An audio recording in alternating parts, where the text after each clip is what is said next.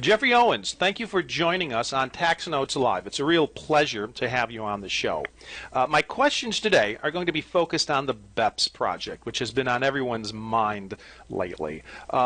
First off, we've had a few weeks now to fully digest these final deliverables, and the reports have now been endorsed by the G20 leaders at the recent summit in Turkey. What, in your view, is going to be the overall impact of BEPS on the behavior of multinationals and governments? Well, Bob, the first thing to say about BEPS, it was the most ambitious international agenda that's been set for the last sort of 40 or 50 years.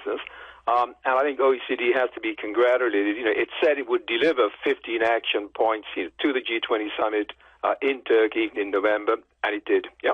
Yes, you can argue about whether more work needs to be done, but essentially, there were 15 action points that were identified. There were recommendations on each action point, and it was all delivered on time. So from that perspective, the project was very much a success. There are, I think, a lot of reasons why the project succeeded. In part, I think it was because it was politically driven. And this is one of the distinguishing features between the work that the OECD has traditionally done in the tax area and the BEPS project. Politically driven, so it was top-down. It was a package approach. So many of the issues that OECD has been working on for more than 20 years, CFC, hybrids, came together. And that is always very attractive from a political perspective. And that you had a short time horizon. We didn't go through the usual process, 2 years to identify problems, 3 years to identify solutions, 3 to 5 years to actually implement the solutions. No, it was 2 years, find the solutions and come forward with the recommendations. And perhaps this was the key aspect of the whole BEPS project, it was inclusive. It was a move away from the traditional model of the 34 OECD countries setting the rules of the game and then everybody else adapting. Here you had 40-plus countries, all the OECD countries, all the BRICS, all the G20 countries, sitting down and saying, these are the changes that we agreed on, yes? Has the project been successful? My answer is yes, already. Because what it's done is to change attitudes. If you look at corporations, what has happened there, tax has become a boardroom issue. Boards have been much more prepared to pull back the tax directive in terms of aggressive tax planning. So it's changed the way that multinationals approach taxation, and that in the long run can only be for the good. It's also changed the behavior of governments, because governments recognize that some of the practices that they had in the past, whether it's rulings like we've seen in Luxembourg or Ireland, or whether it's the way they use their tax system to compete. All of that, I think, now in a post-BEPS environment is basically what has been said is these practices are no longer acceptable. Well, let me ask you this, Jeffrey. One of the major points of tension in global tax policy historically has been this long-standing division between source countries and residence countries. And we can observe a bit of that in the BEPS project regarding conversations on things like permanent establishments, just as an example. Yeah. But my question, though, is whether it still makes sense in this day and age to even be speaking in terms of source countries versus resident countries. I can't help but wonder if that paradigm is perhaps a bit oversimplified, maybe even reflecting an outdated worldview. Given your unique perspectives in dealing with this area for so many years, what do you think? I think it is an outdated view, and to be quite honest, Bob, I'm not even sure it was completely correct even in the past. Because traditionally what you had, you were a source country, which meant you were a developing country, a country that depended heavily on agriculture, natural resources, and basically a capital importer. Yeah? So that was one grouping. The second grouping then was residence countries.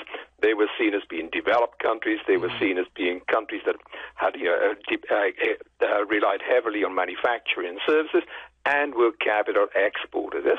And those are the paradigms that sort of drove a lot of international tax policy. But when you think about it, it was never completely true. Yeah? Even this idea that on the one side, you had the OECD countries, and the OECD countries were seen as being primarily residents, and the non-OECD countries, which were seen as being primarily source countries. But even that didn't work, and you just have to look at Australia or Mexico, Sure. See why it didn't work. So I think we have to get away from this oversimplification and recognize that in today's economy, countries are a mix of source and residence. An example of that is China. Yeah. Last year, China exported more capital than it imported, yeah? Or look at the way that India has moved into being a major service provider, yeah? Absolutely. Or look at the way that the multinationals of the BRICS are now some of the fastest expanding multinationals in the world, yeah? So the world has changed, and I think in this world, we should not have our international tax policy being driven by this oversimplification of this is a source country, therefore these are the type of rules we want to follow. This is a residence country, these are the type of rules we want to follow, yeah? It actually is no longer helpful, yeah? And I think if we can get away from that oversimplification, it will help in terms of getting a consensus on the type of rules that we need. If you look again at the BRICS, I think the BRICS, as they move to become both capital exporters and importers, their interests will align with those of the OECD countries. Well, let's shift gears here for just a moment and talk a bit about transfer pricing. Going back a few years when BEPS was first taking shape, some people were curious whether the project might serve as a springboard for rethinking the arm's length standard. Well, needless to say, that didn't happen. And in fact, your successor at the OECD, Pascal Saint-Amand, he made a point very specifically of saying that formulary apportionment was never even part of the BEPS mandate.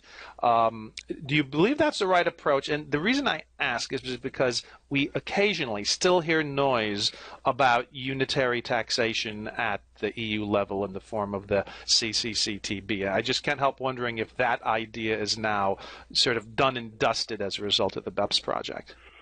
Well, done and dusted may be somewhat strong, yeah. I do think, though, that if you talk to the governments that were engaged in the BEPS project, none of them saw BEPS as a way of moving away from the arm's length principle to some form of unitary taxation or global formally apportionment, yeah. The NGOs who were pushing this agenda, sure. I mean, they actually had a hope that perhaps the BEPS would result in a reevaluation and a move away from the arm's length principle towards some form of unitary or global formally apportionment, yeah. But I actually think this is a false debate because, at one end of the spectrum, you have a pure arm's length principle. At the other end of the spectrum, you have pure global formally apportionment. Right. Yeah, countries are not at those ends of the spectrum. They're somewhere in between. Sure. Yeah? And if you see what the OECD has been doing since 1995, it's been gradually modifying the arm's length principle to apply it in a more pragmatic way.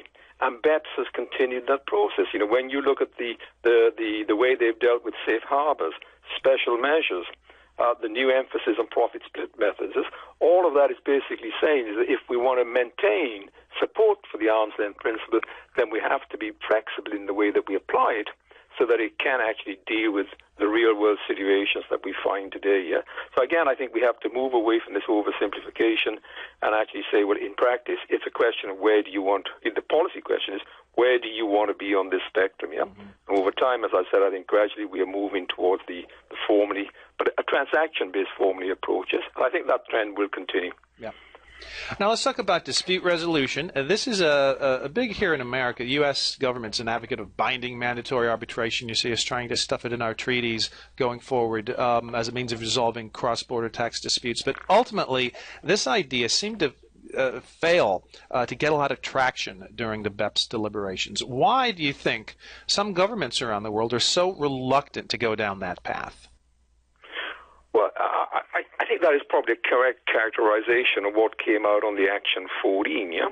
But the backdrop to that debate was that if you look at the data that the OECD has been putting out, that the Vienna University has put out, what you see is that there has been a very significant increase in the number of MAP cases, more or less doubling in the last decade, yeah? And you see the inventory of outstanding MAP cases has increased. Everything I see around the world, Bob, says that, in fact, we're going to see a significant further increase in these cases. Yeah. So there's a real risk that what we're going to find is that the number of cross-border disputes is going to double to quadruple over the next 3 to 5 years. It may be a transitional period until the BEPS settle down, but at least for the 3 to 5 years ahead of us, we're going to have more cross-border disputes. And then the question arises, well, how do we deal with that? Yeah, that's a real tough question. It's a tough question, but it's one that I think we need to answer, because at the end of the day, unresolved disputes are a barrier to foreign direct investment. And one of the things I get quite annoyed about is this debate is being carried out at quite a technical level. How do you minimize disputes and how do you resolve them? the real question, I think, is what is the impact that unresolved disputes have on our economic environment? Yeah? And it's very hard to contest, in fact, that what it does is to create uncertainty, and that uncertainty in turn discourages foreign direct investment. So I think we all have to work harder, in fact, on how to minimize disputes, how to use alternative dispute mechanisms at the domestic level. For example, mediation. Yeah? 80% of cross-border disputes are transfer pricing, and of those 80%, about 80% are on facts. Yes, you don't need to go to a court to get the facts determined. You get a good mediation process, you should be able to resolve it there. There will be cases which you can't resolve, in which case you then look at how do you actually make the map more effective. And I think some of the actions that are proposed in the Action 14 will help there. Although there's a key question of, are we going to put in place an effective monitoring procedure, and a monitoring procedure that will engage business, not just governments monitoring each other, but business monitoring government as well. I mean, and then at the end of the day, even if you have that, mechanisms to minimize disputes, mechanisms to resolve them at the domestic level, effective map, inevitably there are going to be disputes that are not resolved, so you need a backup. What's that backup? It has to be some form of mandatory dispute mechanism. And that, in a sense, was the elephant that was in the room under the BEPS. I think it's fair to say that the Action 14 was not successful there. I mean, yes, there was a coalition of the willing 20 countries, all OECD countries. And what about the 13 EU countries that are already signed up to the EU Arbitration Convention? Where were they? Correct. Yeah. Good point. So it's quite noticeable when the group were discussing this issue of arbitration. It was not a question of OECD countries versus non-OECD countries. It was rather less than half of the group, about 40 plus countries, were basically saying, well, we're going to go ahead with this, and the other half are saying, well, we're not. Yeah. And I think we have to find ways of trying to address some of the concerns of the countries that said they're not comfortable going into that process, particularly developing countries. And I can understand that, because I think when they look at the process, say this process is set up by OECD countries, they see it as biased, they see the selection of arbitrators as biased, they see it as expensive, yes? Absolutely. So I think we have to find a new institutional framework that would address these issues. I don't buy some of the criticisms that is linked to constitutionality and sovereignty, yes? Because I can remember when I set up the arbitration convention at the OECD, the provision in the Model Convention, the countries that were most against this were the United States, the United Kingdom, Japan. What were the arguments? Exactly what India's putting on the table today. Same thing, same argument. There are constitutional barriers. We have to give up our sovereignty, yes? Huh? Yeah. And as you have the discussions, so it becomes clear, in fact, that those are not real barriers. Yeah, well, the pendulum does swing. Look at the United States today being one of the biggest advocates for this type of arbitration. But I think, the key thing, in fact, is to find a parallel process. And here I'm very pleased that the UN has established now a new group to look at the resolution of tax disputes. And what I would hope that group will do is that they won't work on the basis of the existing institutional framework, but they would say, how can we develop a new framework, maybe under the UN, some form of international tax arbitration tribunal, which addresses the concerns of developing countries in terms of bias, in terms of costs, in terms of due process, and in terms of transparency. Jeffrey Owens, thank you again for joining us on Tax Notes Live. It's been a real pleasure.